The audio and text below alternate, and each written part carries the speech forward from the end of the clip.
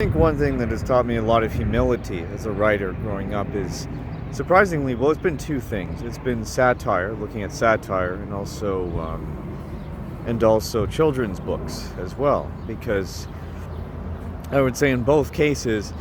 they have a certain kind of elegance that I think that as a really heavy, speculative kind of philosophical writer that I struggle with quite often, because often especially when you're in that type of genre, at least for me, you often feel like you need to be even more than 100% prepared with the right research, the right knowledge, the right qualifications, whatever kind of bullshit, you know, come up with the kind of, you know, stall at making something, or feeling like I need to have all the answers or whatever. But I think that in a lot of these, particularly parables and children's books, there's a certain kind of simplicity to them that I always envied, because they have this way of making scenes that you can easily place them in a, I think of an example, like a kids channel, right? A cartoon, Saturday morning cartoon, but so they have this deceptively simple quality. But when you actually try to imagine yourself sitting down and doing it, it's actually not that easy, because there's a certain kind of craft that it disguises, maybe a certain kind of difficulty, a lot of thought that it disguises. And I think it is as an example. I remember a couple weeks ago, I was at home, and I was actually watching a scene from the play Peter Pan, which was a story with one of my favorites as I was growing up. And the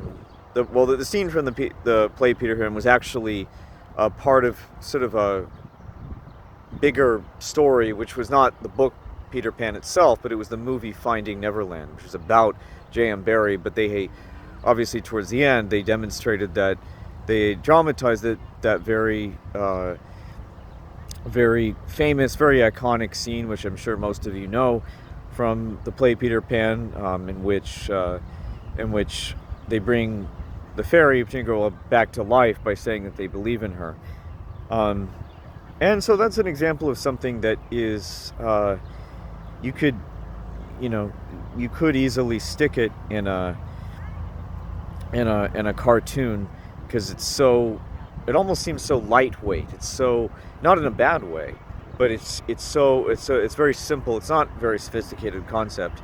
but it encapsulates a lot of different things within one very relatively short period of time. It doesn't even run most of the story, really.